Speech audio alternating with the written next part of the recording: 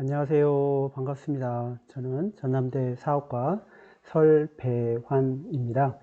여러분들과 함께 이번에 서울대 아시아연구소 2020년 제1기 아시아 지역 전문가 과정 강의 함께 나누고 함께 할 수 있어서 대단히 기쁘고 영광으로 생각합니다.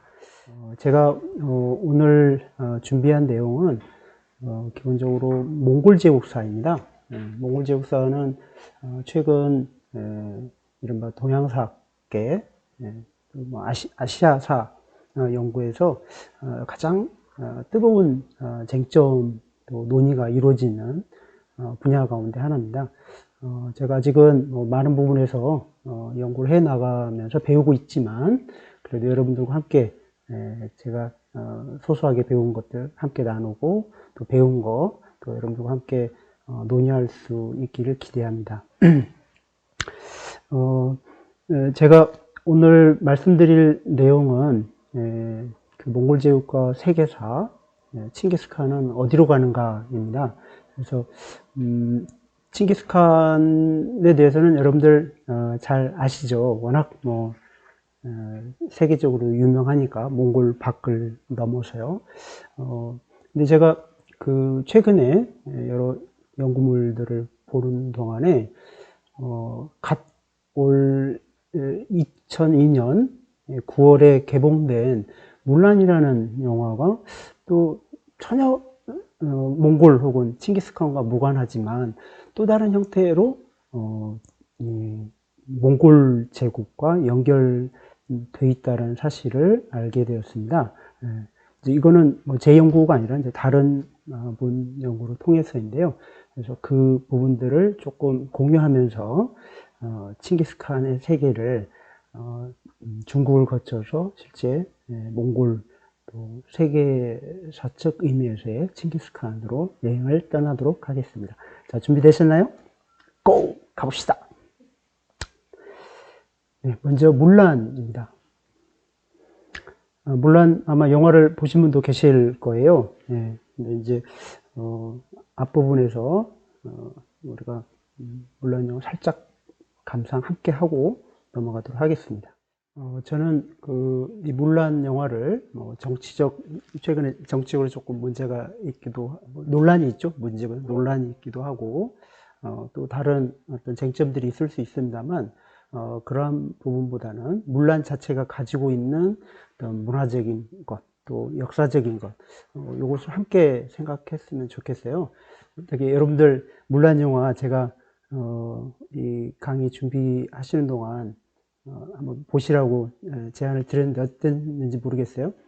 저도 사실 어제 처음 봤는데 한편으로는 일반적으로 네티즌상에서, 인터넷상에서 네티즌들이 이렇게 평하는 것과 좀 다른 어떤 느낌도 받았습니다. 그럼에도 불구하고, 그 영화 문란에 깔려있는 어떤 여성에 대한 바라보는 시선들도 엿볼 수 있었습니다. 방금 인트로에서도 보신 것처럼, 과연 여성의 동목은 뭘까? 또 여성은 어떤 또 동목이라는 게 있는 것인가? 라는 생각도 드는데, 그 영화 속에서는 quiet, 조용하고, composed, 차분한 거, graceful, 우아한 거, disciplined, 뭔가 훈련되고, 절제된, 이런 거를 강조한단 말이죠. 보통 이제 이거는 상당히 이제 육아적인 여성상을 또 보여줍니다. 그럼에도 불구하고 영화 속 물란은 우리가 일반적으로 그 중국 육아에서 강조하는 여성상의 모습과는 상당히 좀 거리가 있어요. 그러한 여성상이 왜 나왔는가, 언제, 어떠한 맥락에서 나왔는가, 이런 부분을 우리가 같이 생각하면 좋겠다라고 생각이 듭니다. 그래서 과연 여성의 동목은 뭐고 그 자체가 어떤 중국사 속에서 단일한 맥락에서 나온 것인지, 어떤 또 변화는 어떤 또 다른 외적인 요인들에 의해서 이루어졌는지 이런 부분을 같이 생각했으면 좋겠어요. 이 물란이라는 영화 혹은 물란 스토리는 논자에 따라 조금 엇갈리긴 합니다만 북위 시기 혹은 이제 넓게 보면 북조 시기, 이른바 5, 16국 시대에 외부로부터 북방, 중국 기준으로 북방의 유목민, 그리고 중원 지역의 한문화를 가진 한인들 간의 어떤 이국적인 문화와 중화의 문화들이 만남 속에서 탄생했다라고 일컫습니다. 이 물란은 처음에 물란이라는 영화 스토리는 물란시 속에서 처음 출연합니다. 그래서 그 물란시를 제가 좀 일부 따왔습니다. 같이 뭐 하나하나 살펴보면 좋겠지만 전체 그 시간이 안 되기 때문에 제가 번역한 부분들을 가지고 말씀을 나눌게요. 여기 보면은 그러니까 천년을 보면 슥슥 다시 슥슥 물란이 집에 배를 짜네. 배틀 북소리 들리지 않고 오직 들리는 건 여인의 한숨 소리뿐. 어젯밤 군첩을 보니 카간께서 대대적으로 군사를 점검하실세. 군서 12권 곳마다 아버지 이름이 있구나. 아비에게는 큰 자식이 없고 물란에게는 오라비가 없네. 자원에서 이 때문에 안장과 말을 사 이로부터 아버지 징집을 대신하는도다. 장군은 100번 전투 끝에 죽고 장사가 10년 만에 돌아올세. 돌아와 천자를 아뢰나니 천자께서 명당에 앉아 계시네. 내가 전시에 입은 외투를 벗고 내가 옛날 입던 치마를 입는도다. 창을 마주하고 구름처럼 멋지게 머리를 다듬고 거울을 마주하고 노란 꽃장식을 붙이는도다. 문 밖을 나서 전우를 보니 전우들 모두 크게 놀라네. 같이 다닌 지 12해 물란이 여자인 줄 몰랐도다. 수토끼가 두 앞발 놀리니 초승달과 다투듯 귀가 쫑긋. 암토끼는 두 눈이 다복한 털에 가려 미혹할세. 두 토끼가 곁에서 땅 위를 달릴째 어찌 내가 수컷인지 암컷인지 가릴 수 있겠는고. 이런 내용의 시입니다. 이 시에서 어떤 당시 북위 혹은 북조 시기에 중국 여성들 약 5세기 6세기 요 시기가 되겠습니다. 이 시기에 여성이 집에서 배를 짜는 모습, 그 다음에 그 당시 전투로 인해서 카간, 이제 이 영화에서로 보면 이제 유연 계통의 투르크 계통이죠. 투르크 계통의 유연의 카간을 지칭하겠는데요. 이 카간이 전투를 일으키면서 징집 명령이 떨어지고 그 대신에 물란이 전투에 나가는 그런 스토리고 전공을 거두어서 돌아옵니다. 근데 이제 보통은 여성들은 이 징집 대상에서 이제 배제되어 있는데 물란이 이제 남장 옷을 하고서 전투에 참여를 하죠. 그런 이른바 여성성이라는 말이 적확한지는 모르겠습니다만 일반적으로 여성에게 기대어지는 것과 다른 맥락에서 활동을 하고 성과를 거두고 돌아와서 중국 황제 천자가 내리는 또 포상을 거부하고 집으로 돌아와서 그야말로 효를 다합니다. 앞서 영화에서도 그다음에 또 하나 뭐죠? 신 이렇게 되어 있었나요?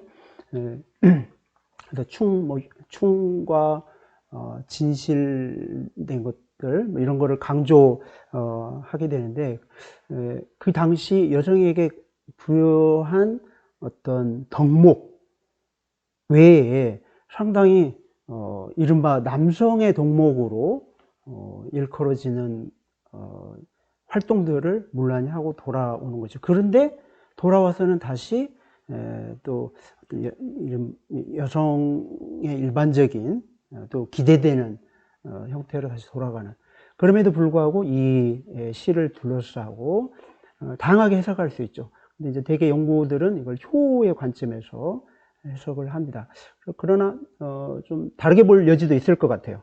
예컨대 수토끼와 암토끼 이야기는 각각 구별이 되는 부분이 있단 말이죠. 그런데 맨 마지막 연들을 본다면, 그런데 마지막에 두 토끼가 땅에서 달릴 때는 각각 구별이 안 되는, 어떻게 보면 중성적인 인간으로서 모습도 보이고 있습니다. 그래서 일반적인 그 육아 전통 속에서 보이는 여성상을 드러내고 있지는 않아요. 그럼에도 불구하고 이 목란시, 물란시에서는 효가 혹은 충이 키워드라고 평가되고 있습니다. 그런데 최근 한 연구에 따르면 이영숙 선생님이라는 분이 이 물란의 어떤 신화화라는 연구를 하셨더라고요. 저도 그걸 통해서 배워서 여러분들과 좀 같이 나누고 있습니다. 몽골 제국 시기의 이 물란은 이 앞선 시기, 북조 시기의 물란하고 또 다르다는 거예요. 몽골 치하에서 이른바 카누르스, 이제 일반적으로 원나라라고 부르는데요. 원나라에서는 원나라에서 그려진 물란은 훨씬 더 그 종교적이고 상당히 좀 그 신적인 능력, 그 다음에 제2의 대상, 또 숭배하는 자로서 더 부각이 된다는 거죠. 그게 그 5, 6세기 이후에 13, 14세기를 흐르는 약 한 800여 년이 흘렀기 때문에 그럴 수도 있지만, 연구에 따르면 몽골의 어떤 문화 요소들이 반영이 된 것이다 라고 해석을 하고 있습니다. 그것을 알 수 있는 게 하북성 완현 지역의 효율장군 사단에 그 달세안이라는 사람이 남긴 한 효율장군기라는 게 있고요. 또 하남성 지역의 우유조라는 사람의 효율장군사 변정기라는 두 비문이 있습니다. 그 비문에 이 물란시가 물란의 스토리가 적혀 있어요. 새겨져 있습니다. 물란시와 다른 맥락에서 이렇게 기록이 되어 있습니다. 그래서 달세안의 한 효율 장군기를 한번 감상하겠습니다. 이건 1332년에 작성이 되었다고 합니다. 완현 사람들, 이게 완현 지역에 있는 비거든요. 완현 사람들은 비호한 지 몇천 년, 위령이 날로 편안하고 신덕이 날로 휴식을 취하네. 바람을 호령하고 비를 거느리며 때때로 푸른 빛 규룡을 타시며 여와 함께 달리니 그 기세가 구주를 삼키네. 산과 못이 그득하고 넓으며 짐승과 해산물이 풍족하며 곡간은 가득 차고 곡식은 무르익었도다. 기와집은 비늘처럼 늘어서 있고 백성은 희희낙낙 배를 두드리며 해마다 큰 풍령이 드니 삼가 쉰이를 모시네. 이렇게 서술이 되어 있습니다. 그래서 이 한효율 장군기를 분석한 연구자는 이게 바로 그 신화성, 몽골에서 그 여성들이 가지고 있는 몽골 문화에서는 여성들의 어떤 그 신적인 요소들을 상당히 강조한단 말이죠. 그래서 그런 신화 요소들이 이 물란에도 투영돼서 바뀐 것이다라고 설명을 합니다. 그래서 전통적인 목란은 효녀상이었다는 거예요. 그런데 신비의 교룡에 올라타서 바람과 비를 이렇게 자유자재로 주관하는, 그야말로 그 어떤 측면에서는 약간 마녀의 느낌, 실제 영화에서도 그 마녀들이 나오는 거죠. 그래서 마녀를 과연 우리가 긍정적으로 볼 것이냐 또 부정적으로 볼 것이냐, 뭐 그 여러 해석을 할 수 있겠죠. 그러나 여기서 상당히 이 완현 사람들, 백성들에게 곡간을 치워준 풍요의 여신으로서 또 그려진단 말이에요. 그리고 목란이 하여튼 숭배의 대상이고 또 육아의 교화 이상으로 또 형상화되는, 그리고 악한 자라든가 무능한 장부를 꾸짖고 교화시키는 집단 체제의 어떤 수호자로서도 해석될 수 있다고 합니다. 그러니까 앞선 그 목란시, 물란시에서 보이는 거와는 또 다른 맥락으로 발전을 한 것이죠. 그런데 이러한 그 변화 맥락 속에는 몽골 제국기의 몽골 문화의 영향으로 해석을 합니다. 그 다음에 이제 우유조의 효율 장군사 변정기를 보겠습니다. 여기서도 여기서는 조금 또 다른 맥락을 읽을 수 있습니다. 역대 여자들 중 무릇 세상에 절개로 이름을 세워 이름이 길이 남긴 사람들은 뛰어난 재주가 없거나 발군의 공적이 없고 적을 무찌르는 불세출의 공을 세우지 못하더라도 사당의 제사를 무궁토록 받는다. 천자께서 목란을 후궁으로 드리려 하시니 신하가 임금의 배필이 되는 예는 없습니다. 라고 하며 죽음을 불사하고 이를 거절하였다.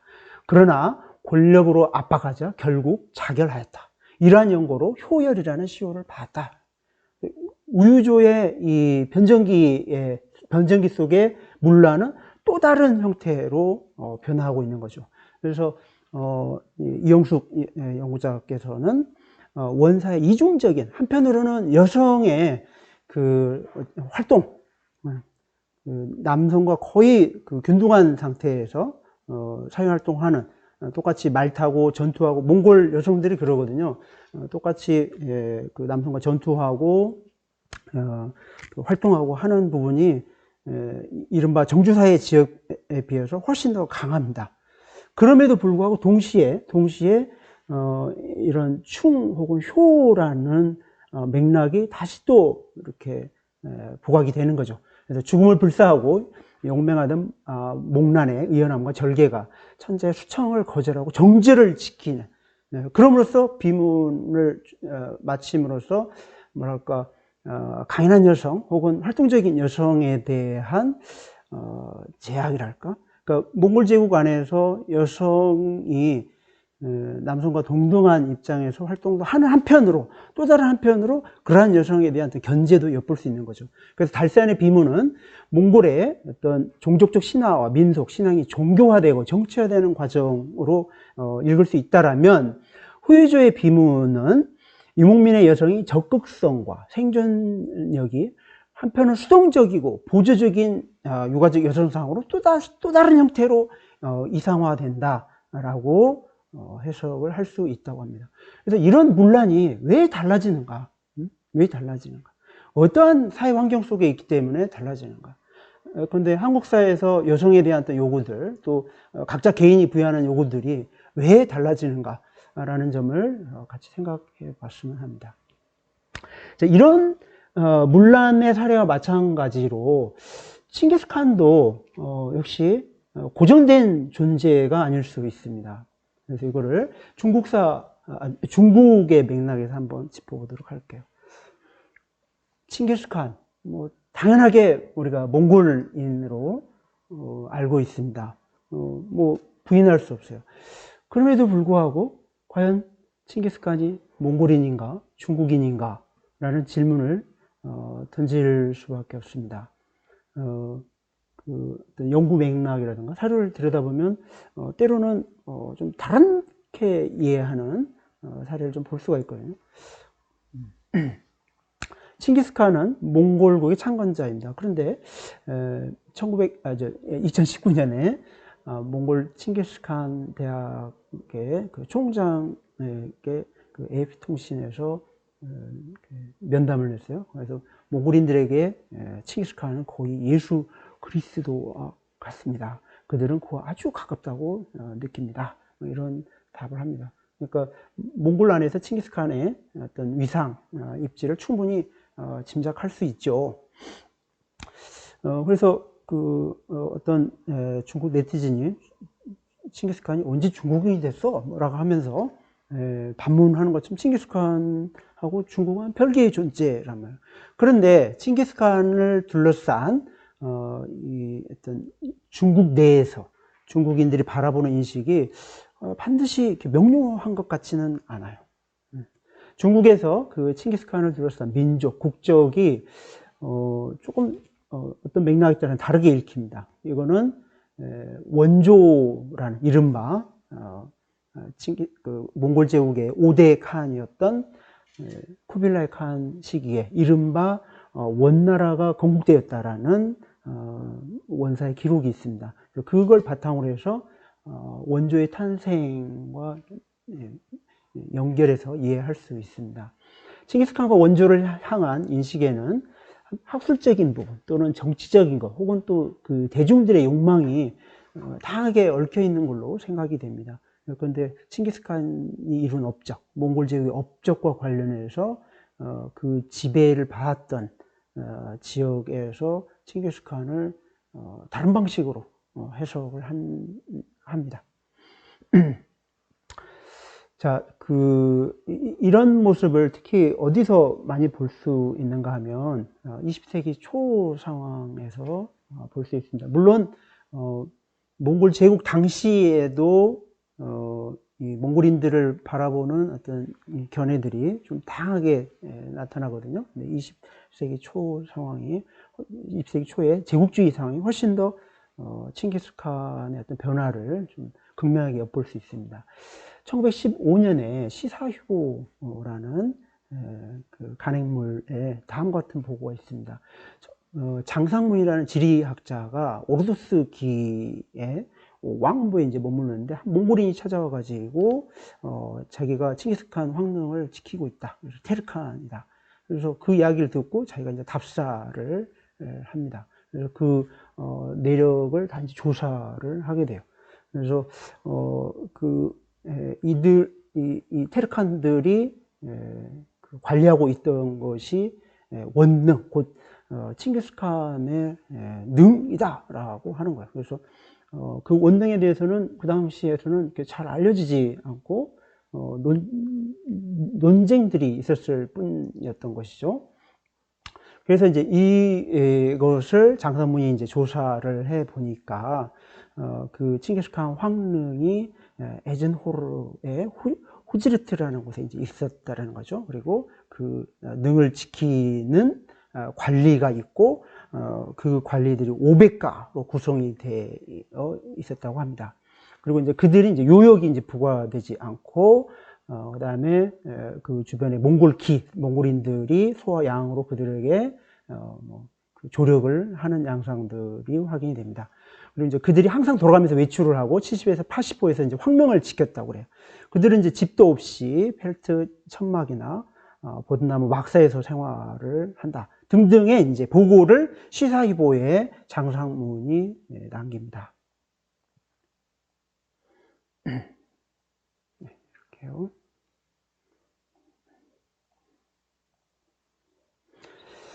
그 시사휴보에 실린 칭기스칸 석상이 있어요.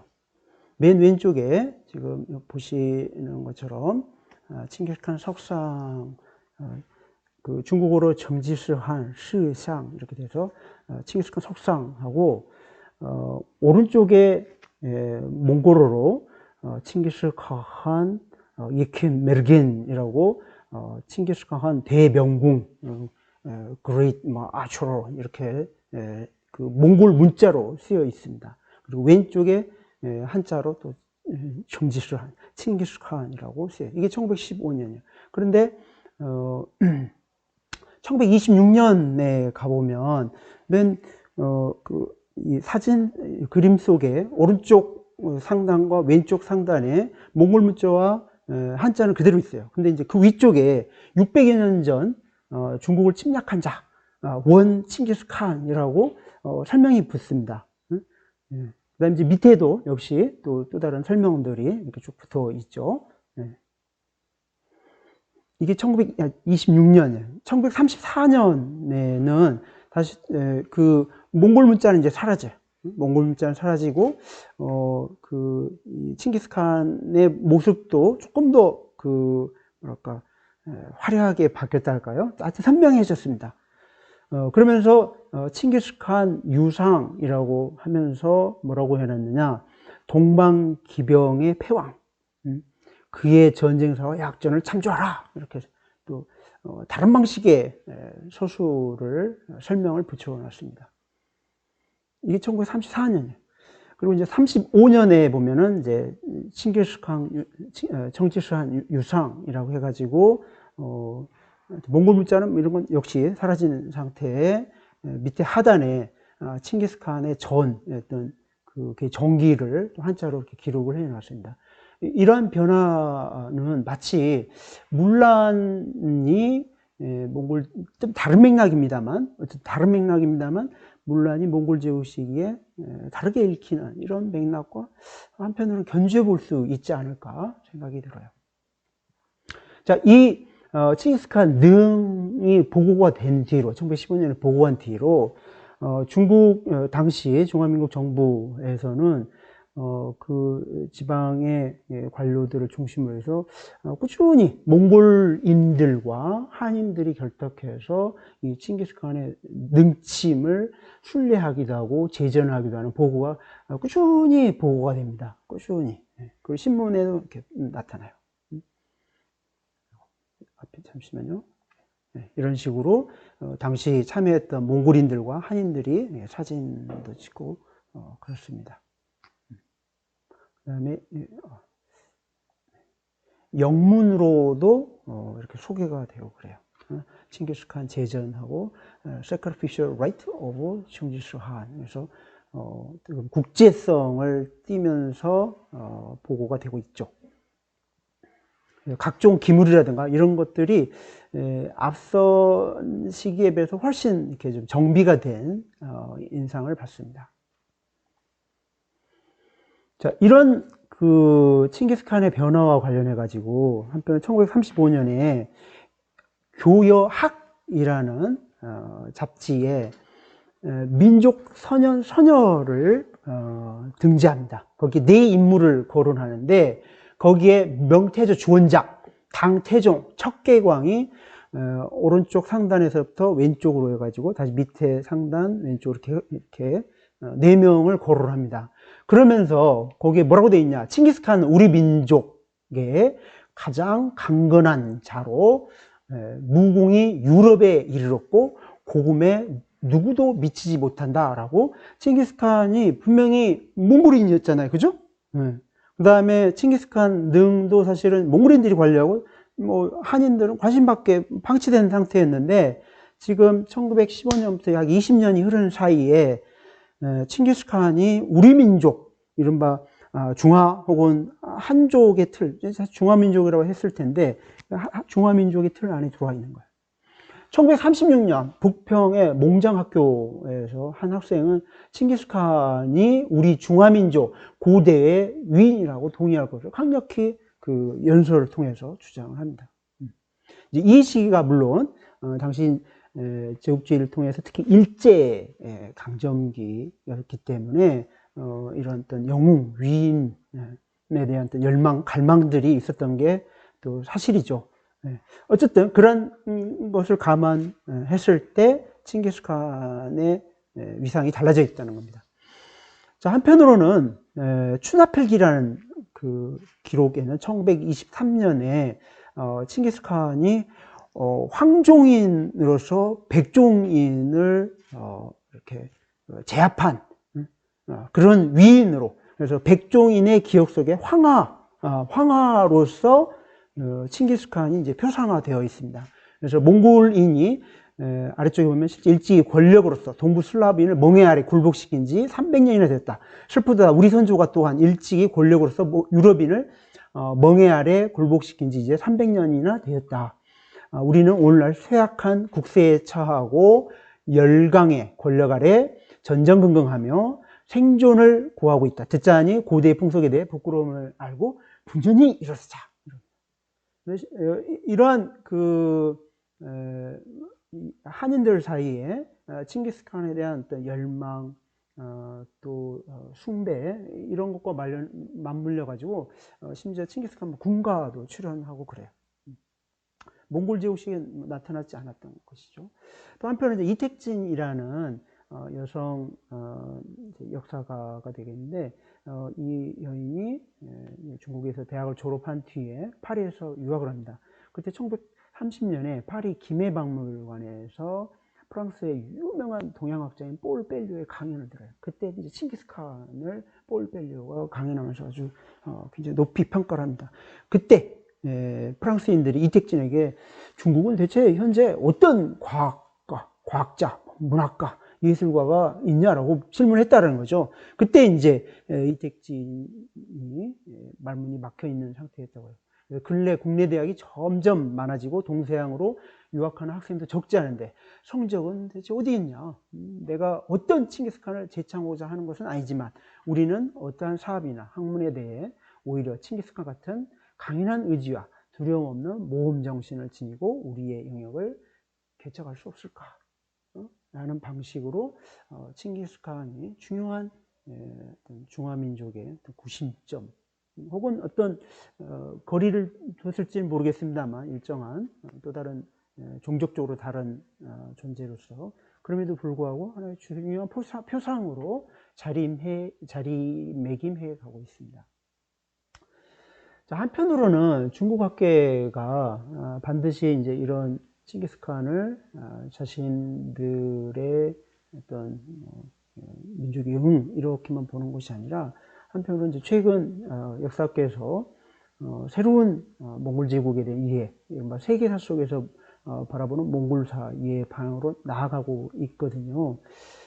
이제 그런 거 관련해서 중국 학계도 한편으로는 자성의 목소리도 있습니다. 그러나 그런 것들이 꼭 완전할까요? 이런 추세로 아직 자리 잡지는 못했어요. 예컨대 장판이라는 분이 2018년에 몽원 통치는 결코 중국 전통 문화의 주류 한문화의 고유 발전 추세를 바꾸지 못했다라고 얘기합니다. 곧 결국은 한화라는 추세를 바꾸지 못했다라는 거예요.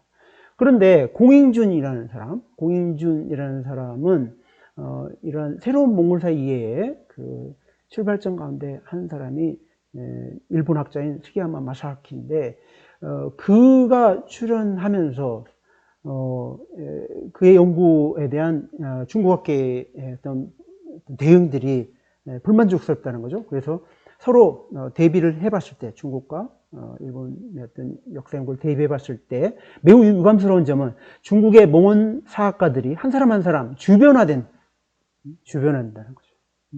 그리고 몽원 역사서사, 새로운 몽골 역사사, 세계사로서 몽골 제국사 속으로 참여하지 못한다는 어떤 반성의 목소리가 있습니다. 그러면서 공인주의 이제 덧붙여서 설명하는데 이 장판이라는 사람이 그랬다는 거예요. 장판이 앞서서는 한문화의 추세를 바꾸지 못한다고 그랬는데 한편으로는 이것은 결코 우리가 이러한 일련의 몽원 역사서사의 구축에 참여하고 싶어 하지 않는 것이 아니라 눈앞에 우리는 무엇을 말할 수 있단 말인가. 예컨대 몽원은 중국이 아니고 그것을 찬성하든 반대하든 말을 꺼내는 순간 한 무리의 사람들로부터 공격을 받고 이 무리가 아니면 다른 무리가 공격하니 죽도록 고생만 하고 좋은 소리를 못 들을 터이니 그 고충은 뭐 때문인가? 라고 반문을 해요. 그러나 그 같은 인물이 한편으로는 이 몽골사의 한화, 몽골 통치 한화를 이야기를 하고 한편으로는 새로운 몽골사 연구로 진입하지 못하는 것에 대한 어떤 자조 섞인 반응도 합니다. 자, 그래서 이런 이른바 원대사와 관련해서 중국학계에서 대체로는 하나의 맥락에 있지만 그럼에도 불구하고 새로운 움직임도 있다라는 거죠. 그래서 리즈안이라는 학자는 몽골 통치가 중요한 핵심은 몽골이고 그 겉에는 한문화로 이루어진 이온 모델이다 이런 주장을 하기도 하고요. 최근 젊은 학자는 치우이하오라는 사람 연구자인데요. 투르크 몽골 역사를 편찬할 필요가 있다. 중국의 관점이 아니라서. 그리고 이 몽골 제국을 하나의 전체로 파악하자라고 주장을 하기도 합니다. 그럼에도 불구하고 중국에서 몽골사를 바라보는 주류 관점은 루오신이라는 사람이 얘기한 것처럼 대체 원조는 중국 왕조 아닌가라는 생각이라는 거죠. 예컨대 쿠빌라이가 당태종을 추앙했다. 결국은 이는 아마도 쿠빌라이가 그를 언급하기를 좋아했던 한 원인이 있고 그가 만일 세계체제 시선을 가지고 있었다라면 그러니까 중국 왕조가 아닌 세계 시선을 가지고 있었다라면 그것은 이제 일본 학자가 연구한 것 같은 어떤 소사를 남겼을 것이라는 거죠. 그런 게 안 보인다라는 거예요. 그래서 과연 우리 원조사는 몽골사인지 중국사인지 칭기스칸은 몽골인인지 중국인인지 중국 내에서 우리가 생각해 볼 점입니다.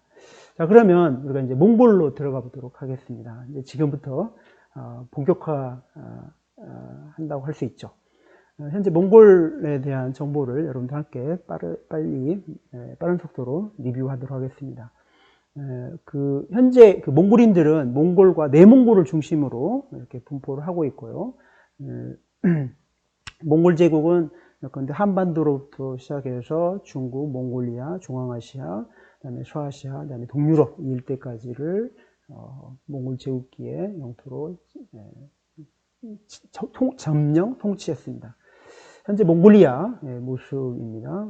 그 지도로 울란바토르도 좀 보시고, 알타이 산맥, 한가이 산맥, hen티 산맥 이런 위치 정도 생각해 주시면 되겠고요. 그 다음에 뭐 오르콘강이라든가 셀랭게강, 그다음에 케룰렌강, 헤룰렌이라고 되는데 헤룰렌강, 오르콘강, 셀랭게강 이런 주요한 강이 이어져 있습니다.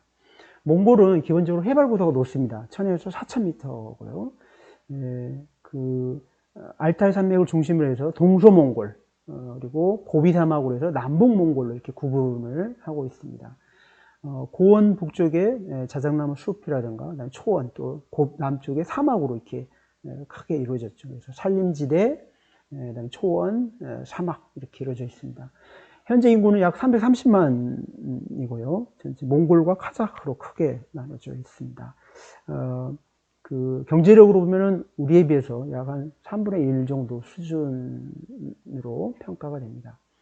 몽골의 자연은 정말 드넓은 초원, 보시면 드넓은 초원과 또 중간중간에 이제 최근 농사도 또 짓고 있어요. 그 다음에 이제, 근데 이거는 오농강입니다. 칭기스칸의 탄생지를 제가 갈 때 건넜던 오농강, 이른바 몽골인들에게는 어머니의 강이라고 부르죠. 칭기스칸 탄생지는 오보, 오보에서 몽골인들이 이렇게 경배하는 모습이고요. 그 다음에 그 사막을 지나다 보면 때로는 갑자기 내린 비로 이렇게 길이 끊기기도 하고요. 사막도 보실 수 있고, 그 다음에 봄철에 이런 아주 들꽃이 아주 예쁘게 피어 있습니다. 그다음에 여기는 이제 우데이칸의 춘향지, 사실 방금 보셨던 그 꽃들도 다 춘향지인데 아주 봄철이 되면 은은한 그 꽃향기를 느낄 수 있고, 이 풀들을 먹고 자란 양들이 굉장히 몸에 좋다고 몽골인들은 자부심이 강하죠. 울란바토르 시내를 보도록 하겠습니다. 이렇게 되어 있고, 그다음에 울란바토르 중심 수바타르 광장입니다. 저들은 이걸 칭기스칸 광장으로 명칭을 바꾼다고 그래요. 네. 울란바토르에는 마르코폴로도 이렇게 동상으로 있고요. 그다음에 레닌상도 볼 수 있는데 2012년 제가 몽골에 있을 때 레닌상이 이제 철거가 됐습니다. 그리고 이제 박물관으로 들어갔어요. 몽골 전역에 레닌상이 많았는데 지금 상당히 오랫동안 늦게까지 울란바토르에 남아 있다가 최근에 사라졌고요. 그다음에 각종 그 빈민가라고 하는 게 적절한지 모르겠습니다만 이런 판자촌 혹은 이제 게르촌들이 그 울란바토르 바로 인근 외곽에 연결되어 있습니다. 울란바토르 시내예요, 사실은. 그다음에 이제 그 울란바토르 내에 그 설날 때의 모습입니다. 겨울철 설을 지내는 모습이고요. 이거는 5월인데 눈이 와 있는 모습이고, 아파트 사이에 게르 몽골인 텐트가 이렇게 또 자리 잡고 있는 모습이에요. 이제 몽골 게르, 이제 몽골 문화를 좀 살펴보겠는데, 몽골 게르, 이거는 남고비에서 제가 현지 조사 나갔을 때 몽골 게르 모습이에요. 또 초원에도 역시 멋진 게르들이 있죠. 그 안에 들어가 보면 이런 식으로 제가 갔을 때 이제 노부부의 게르였는데요. 이렇게 되어 있고, 노부부들 모습입니다. 그 다음에 노부부의 계리의 시간사례. 아마 참 볼품없다 생각하실지 모르겠습니다. 그러나 이런 것들을 가지고서 만들어낸 몽골 문화의 어떤 힘이랄까요, 또 지속성이랄까, 이런 것도 다시 평가할 필요도 있다고 생각이 듭니다. 이제 몽골인들이 기본적으로 육식과 유제품들을 즐기는데요. 이런 허럭이라고 해서 돌을 어깨 달구어서 양이나 염소를 이렇게 야채들과 함께 요리해서 먹는 음식이 있습니다. 그 다음에 이제 제가 2012년에 그 칭기스칸의 탄생지 현지 조사를 갔을 때 바야나다르가라는 소음에 머물렀어요. 그때 거기 소음장이 바로 양을 잡아주는 모습입니다.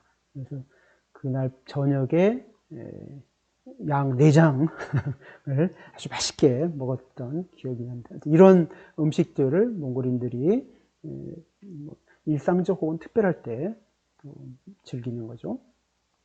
그 다음에 이거는 2012년에 칭기스칸 탄생 850주년 기념 국가제전이 있었습니다. 이때 그 대대적인 행사를 했어요. 그래서 저도 그 행사에 참여해서 좀 관전을 했습니다.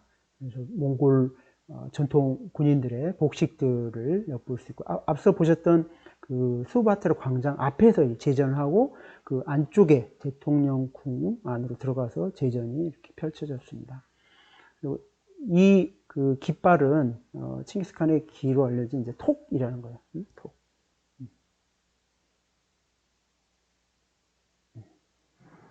이런 식으로 그 안에서 장식을 해놨고요. 여기 몽골 병사는 굉장히 그 자신감 넘치는 모습을 볼 수 있죠. 뭔가 뻐기는 듯한 그 자긍심도 엿볼 수 있지 않은가. 물론 뭐 그 해석에 따라 다를 수 있겠습니다만. 그 다음에 이 당시에 몽골 국립예술단에서 그 문화 행사를 했습니다. 그걸 관람했는데 제가 보는 동안에 그 몽골 전통의 어떤 풍부함, 음악, 무용, 이제 어우러지는 건데요. 악기의 연주와 함께 몽골 전통의 어떤 그 힘과 또 속도감, 한편은 장엄하기도 하고 또 한편은 또 구슬프기도 하고 남성성과 여성성이 이렇게 조화되는 모습을 볼 수 있었습니다.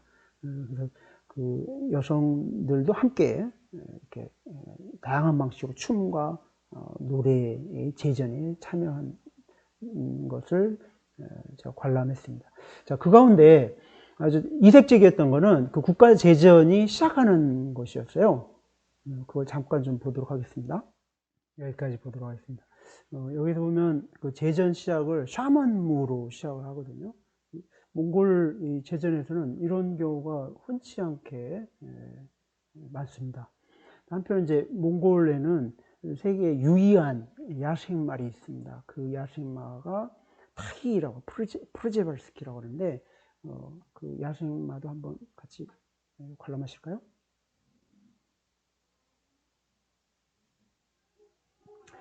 야생말은 보기 흔치 않습니다.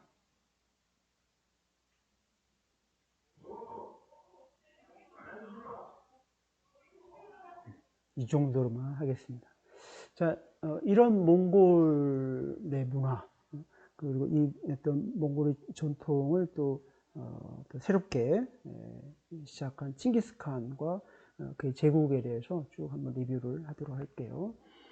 칭기스칸이 1206년에 데칸에 등극하고 나서 오른쪽에 보시는 것처럼 예케몽골 울스라고 해서 그 대몽골을, 예케가 크다는 뜻이거든요. 대몽골 울루스가 나라 혹은 백성이라는 뜻입니다. 그래서 칭기스칸이 몽골리아를 통일하고 나서 대몽골국을 건설합니다. 그래서 그가 몽골을 통일하고 나중에 이제 세계 정복자로 나중에 이렇게 일컬어지죠. 그래서 칭기스칸과 이제 그 후예들이 몽골리아와 그다음에 중국 지역, 또 한반도, 또 중앙아시아, 또 저 유럽, 동유럽 지역까지 이렇게 정복해 가서 세계 제국을 건설합니다. 근데 이 칭기스칸은 근데 원나라 이런 걸 사실 한 게 아니에요. 예케몽울스라는 자기의 문자와 언어로 된 국호를 채택을 한 것이죠. 그 칭기스칸의 제국의 그 기초가 되는 것을 좀 살펴볼게요. 1106년에 몽골 통일하고 나서 칭기스칸이 그 칸으로 황제로 즉위할 때 오난강이라는 어머니의 강에서 쿠릴타이라는 대회를 열어서 예켄몽골 울스를 선포합니다. 그리고 자신은 이제 칭기스칸이라는 칭호를 받아요. 이때 유목민을 95개 촌으로 편성했다고 합니다. 그러고 나서 그 첫 번째 탕구트 지역, 중국 감숙성 일대를 장악하고 있었던 탕구트의 서하를 공격하고 1109년에 다시 본격적으로 서하를 공격합니다. 그 뒤에 1211년을 필두로 해가지고 몽골군이 칭기스칸 그리고 그 아들이었던 우구데이 칸 시기에 금나라를 정벌해서 1234년에 이 금나라 정벌을 마무리 짓습니다. 이 칭기스칸의 제국은 기본적으로 이 가산제, 자기 일족들의 제국이라는 의식들이 강했습니다. 그래서 그 황금시족, 칭기스칸의 일족들이 중요한데 이거를 황금시족, 보르지긴 오국이라고 부르거든요. 그런 황금시족이 제국의 아주 중요한 근간을 이루고 있습니다. 그 다음에 결혼과 의형제 관계, 맹우 관계를 통해서 맺는 것. 그래서 쿠다 사돈 관계, 또 안다 관계, 또 이 누케르 관계, 이런 인간 관계를 통해서 제국의 인적 구성을 마련을 합니다. 그래서 이게 제국을 통합하는 힘으로 해석할 수 있어요. 그 다음에 칭기스칸을 둘러싼 이른바 금이군으로서 캐식, 보디가드로서 친위병인 캐식을 두고요. 이러한 캐식과 함께 앞서 95개 천호로 예컨대 그 유목 군사들을 1000명 단위로 이렇게 묶어서 십진법에 따라서 1000명 단위로 묶어서 관리를 하고 군사 또는 사회생활을 조직을 합니다. 그걸 초노제, 민간이라고. 그리고 이제 특정 지역을 점령하거나 했을 때 그 지역의 경제적, 그다음에 부분적 정치적 권익을 나눠주는 분봉이 실시됩니다. 그리고 대칸이 추대되거나 혹은 국가의 중요한 의사결정을 할 때 쿠릴타이라는 걸 열어요. 쿠릴타이는 회의예요. 회의. 그동안 쿠릴타이는 대칸 선출 정도로만 알려졌습니다만 최근 연구에서는 이게 주기적으로 열리는 거예요. 특히 여름철 혹은 여름철이 중요합니다. 여름철에. 그 다음에 이제 법령이 또 필요해요. 그러니까 국가를 다스리기 위해서는 인간들을 어떻게 조직하느냐, 그 다음에 공간들을 어떻게 조직하느냐, 그리고 그 조직된 것을 어떠한 제도적인 기반 위에서 구성하고 다스릴 것이냐라고 했을 때 인적 기반은 황금시족, 그 다음에 사돈관계 또는 안다관계 속에서 이루어진 그런 집단들, 그 다음에 쾌식들을 꼽을 수 있겠죠. 그 다음에 분봉을 통해서 공간 조직을 하는 것이고요. 이러한 것을 행정적 혹은 정치적인 관계로 묶어내는 것이 쿠릴타이, 또 자싹이라고 불리는 법령이 있습니다. 그 다음에 넓은 영토를 통합적으로 관리 또는 소식을 전달하거나 하기 위해서 교통, 통신망으로서 역참을 조직을 합니다. 그래서 몽골 제국의 어떤 근간을 이루는 것들이 구성이 되고 이런 조직이 몽골 제국의 확장과 함께 다른 지역에도 영향을 미치는 거죠. 그래서 칭기스칸이 이른바 기본적으로는 처음에는 약탈전 형태로 시작을 했습니다만 점점점 이른바 세계적인 규모로 이 아시아 나아가서 유라시아를 정벌하게 되는 중요한 계기가 이 중앙아시아 지역에 대한 정벌입니다. 처음에 중앙아시아 지역에서는 호라즘 샤라는 당대 가장 강력한 기마군단을 가진 정권이 자리하고 있었어요. 그래서 칭기스칸이 상인단으로 조직된 사신을 이 지역에 보내서 서로 교류를 하자고 합니다. 그런데 이 상인단이 변경지역 수장에게 붙들려 가지고 물건을 뺏기고 그 다음에 이제 처형을 당해. 그래서 칭기스칸이 그에 대해서 이제 보상을 요구를 하면서 다시 또 사신을 보냅니다. 그런데 또 그 호레짐샤의 술탄이 그를 또 다시 구루를 하면서 칭기스칸이 결국 호레짐샤 정복을 결정합니다. 그래서 중앙아시아를 첫 번째 공격했던 곳이 오트라르라는 지역이에요. 1219년에 오트라르를 진격해서 이 성을 완전 쑥대밭으로 만들었다고 그래요. 그 오트라르 성이 현재 일부 복원되어 있습니다만 현재 카자흐스탄 오트라르라는 지역이 있습니다. 이런 식으로 되어 있어요. 나중에 그 우데이 칸 시기에 복원이 됐다고 하는데 그럼에도 불구하고 16, 17세기 넘어가면서 이 지역이 현재 폐허 상태로 남아 있어요. 그래서 그 몽골리아에서 출발해서 중국 지역, 그 다음에 한반도 지역 나가서 중앙아시아 지역으로 칭기스칸 때 영토 확장의 모습을 이 지도상에서 엿볼 수 있습니다. 이 칭기스칸이 이런 그 여러 지역들을 정복한 뒤에 우리가 이제 일반적으로 생각하면은 궁궐이 있고 각종 부가 막 모여 있고 해야 될 것 같은데 이런 것들이 사실 남아 있지 않아요.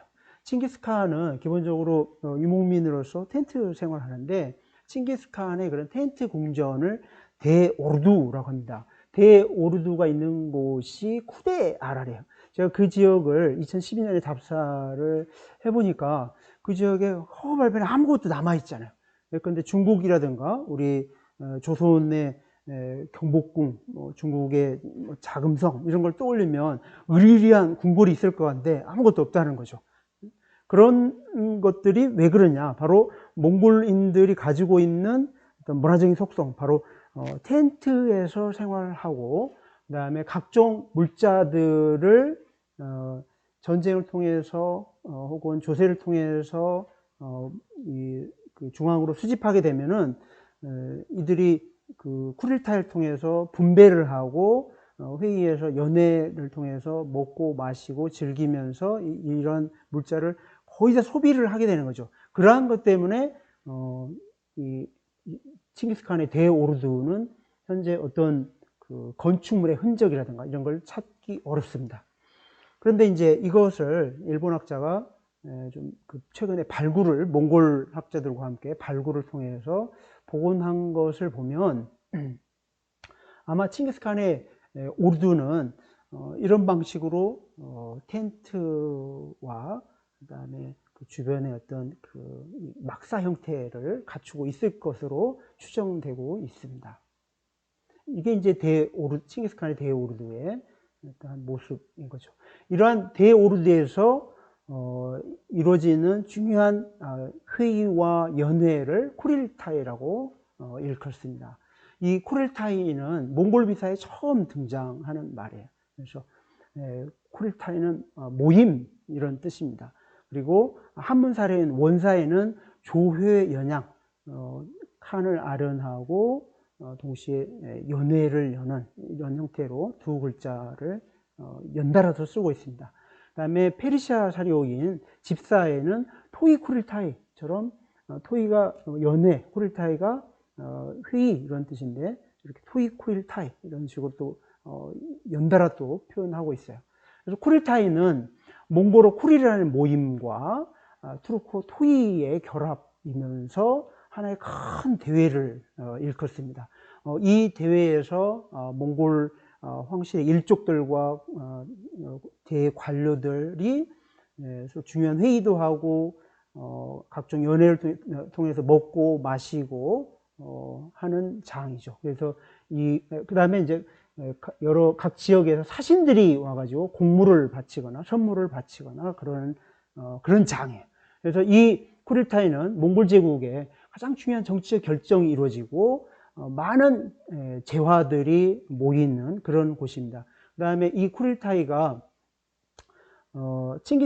칸들이 즉위할 때만 열리는 것이 아니라 일족들이 연에 한 번씩 모여가지고, 특히 여름철에 그 몽골인들은 초원에 와가지고 예컨대 사냥하거나 또는 제의를 올리거나 이런 의뢰 활동이 매우 중요하거든요.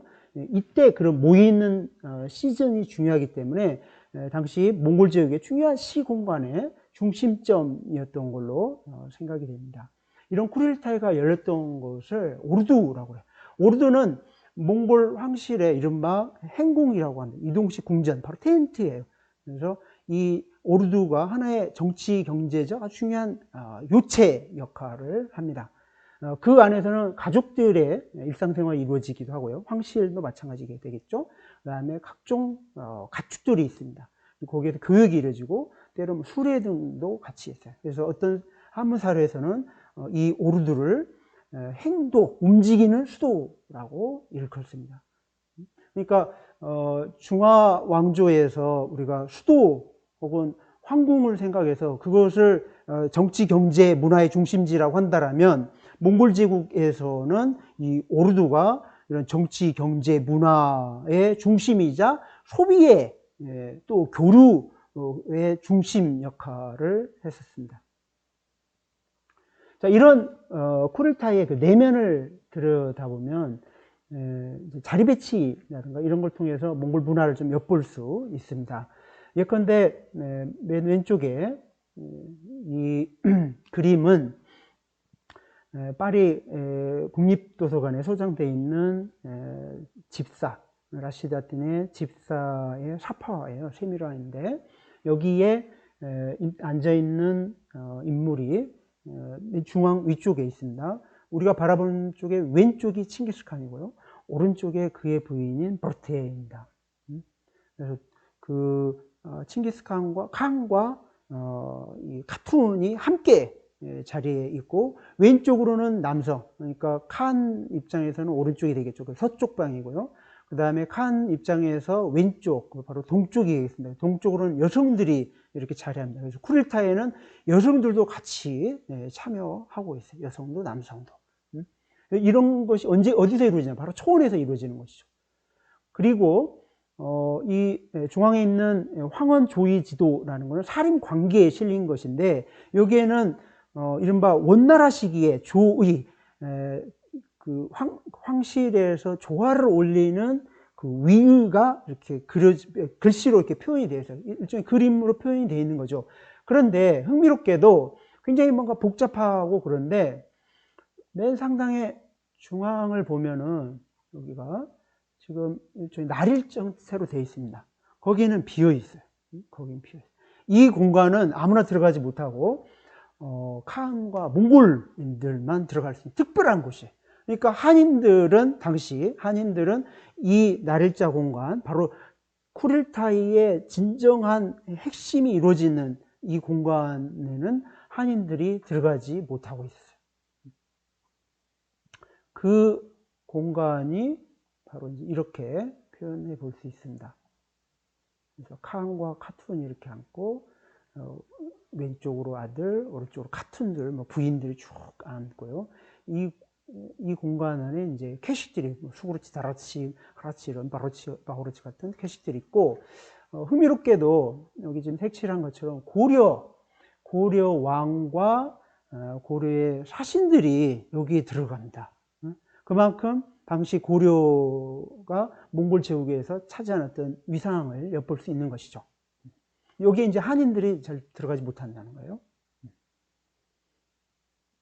자, 이런 그 쿠릴타이에 열리는 오르두, 그 오르두가 움직이는 두 수도가 몽골 제국의 5대 칸이었던 쿠빌라이 이후가 되면 여름 수도인 상도와 겨울 수도인 대도로 이렇게 크게 나눠져 있습니다. 그래서 이 두 수도 사이를 칸들이 여름에는 상도로, 겨울에는 대도로 이렇게 순행을 해요.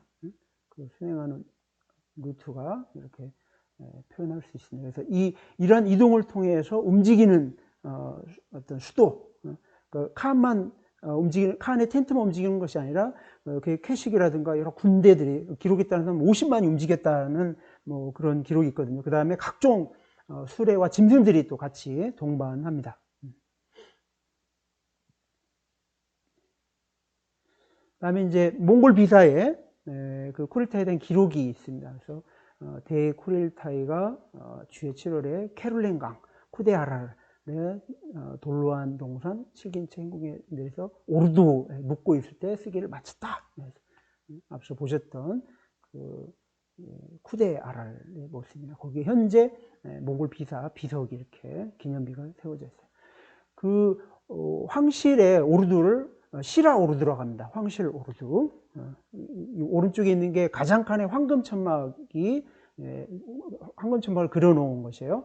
그다음에 이 오르두에 대한 기록을 구척이라는 그 장추 진인이라는 인물이 기록을 관찰하고 기록을 해놨는데 군영에 들어갔더니 수레가 세워져 있고 남쪽 연안에 수레와 텐트들이 한 1100을 헤아린다는 거예요. 그래서 그 오르두는 행궁이라고 하고 수레와 대천막이 아주 장엄하더라. 그래서 옛날 흉노 대선호도 여기에 미치지 못한다라고 그 오르두 그리고 그 오르두에서 이루어질 쿠릴타이의 어떤 규모를 짐작하게 하는 관찰 기록을 해놨습니다.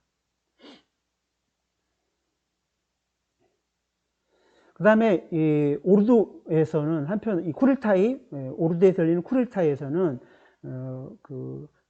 이 송사에 대한 처결이 이루어지기도 해요. 그걸 자르구라고 하는데요. 이거는 그 차가타이의 비칙지였던 이 바지리를 처형하는 장면입니다. 여기에 우구데이 칸이 여러 다른 일족들과 함께 초원 지역에서 처형하는 모습을 확인할 수 있어요.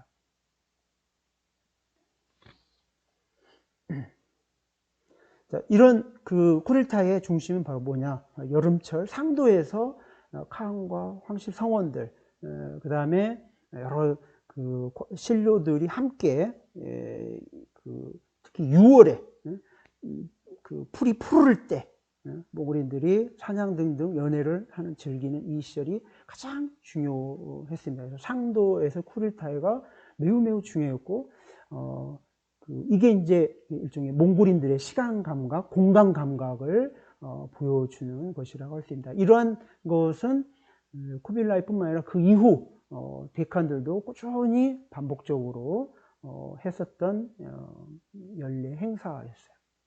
자, 그래서 이런 거를 우리가 이제 팍스 몽골리카라고 할 수 있습니다. 팍스 몽골리카는 여러 다양한 존재들, 생목인들, 그 다음에 몽골인들의 어떤 정치적 권력을 인정하면은 각자 고유 풍속을 인정해주는 본속주의가 있었고 여러 민족들과 언어들이 이 제국 안에서 통역이라든가 그 다음에 그 비칙지라고 불리는 이제 그 역관들이 있거든요. 역관들을 통해서 여러 종족들이 함께 어우러지는 걸 통해서 엿볼 수 있고요. 그 다음에 유럽 선교사나 혹은 상인들이 이 몽골리아나 또 중국 지역으로 오는 이런 모습을 통해서 그야말로 대영의 시대가 열렸고 혼일강 역대국도 지도라든가 대원 일통지와 같은 세계 지리지 혹은 지도가 만들어진 걸 통해서 당시 몽골 제국의 어떤 세계성, 그 다음에 몽골 제국의 어떤 평화 이런 거를 엿볼 수 있습니다. 자, 그러면 이제 마지막으로 넘어가도록 하겠습니다. 과연 우리 한반도와 관계는 어떤가? 한반도 관계는 이제 일반적으로 잘 알려져 있죠. 그래서 대개는 몽골이 와서 한반도를 유린했다 이런 내용이 많습니다. 그러나 최근 연구는 좀 달라요. 특히 이제 제주도에는 몽골 문화가 상당히 많이 이렇게 축적되어 있습니다. 보이게 보이지 않게. 그 가운데 버파사지라는 곳이 있어요. 이 버파사지가 최근 발굴되어 가지고 몇 개 그 유물들이 나왔는데 거기에 보면 지원 6년 그 기사시 중창 16년 김효필 이렇게 해서 지원 6년에 이 그 버파사가 처음 이제 지어지고 중창됐다 이런 기록이 있는데 거기에 용문이 그 수막새들이 나왔습니다. 근데 이 용문이 수막새 등을 통해서 당시 몽골 제국 말기에 마지막 그 대칸이었던 토곤테무르가 이 당시 명나라 명군들의 공격을 받고 도망갈 무렵에 탐나, 그 당시 이 탐나를 피난처로 한때 삼아서 여기에 이제 그 궁궐을 지으려고 하다가 결국 이제 짓지는 않았습니다만 그런 시도를 한 적이 있습니다. 그게 이제 확인이 됐어요. 그래서 그만큼 몽골과 심지어 제주 탐나와 어떤 깊은 관계를 엿볼 수 있는 것이죠. 심지어 그 탐나에는 이른바 외래 성씨들이 들어와가지고 많이 살게 됩니다. 그런데 제주도에 그 몽골의 목마장이 있었거든요. 그래서 많은 이주민이 있게 되는데 최근 연구 발표를 들어보니까 19세기까지도 대원이라는 이렇게 본적을 가진 사람이 있어요. 이들은 다 언제 온 존재들이냐? 몽골 제국 시기에 이주했거나 몽골 제국이 끝난 뒤에 제주로 온 집단들이 자신의 본관을 대원으로 일컬고 있습니다. 자, 그래서 과연 이제 우리 한국 혹은 우리가 이제 과연 원대사는 중국사로 봐야 될 것이냐, 혹은 몽골사로 봐야 될 것이냐, 이런 문제와 포함해가지고 과연 우리 한국은 어떤 선택을 할 수 있을 것인가. 최근 동아시아 속에서 한국의 외교적인 어떤 조금 입지들, 또 여러 다른 나라의 관계, 한편으로는 여러 K를 붙여서 우리가 갖는 어떤 강한 자긍심과 민족주의 등이 있는데, 한편으로는 우리가 가지고 있는 어떤 인식들이라는 게 어떤 세계성, 세계 시민의식에서는 조금 부족한 것은 아닌지, 혹은 우리가 쇄국과 지나친 강한 민족주의 속에서 고립주의로 흘러가는 것이 아닌지, 이런 염려가 있습니다. 이상 제 강의를 경청해 주셔서 대단히 고맙습니다.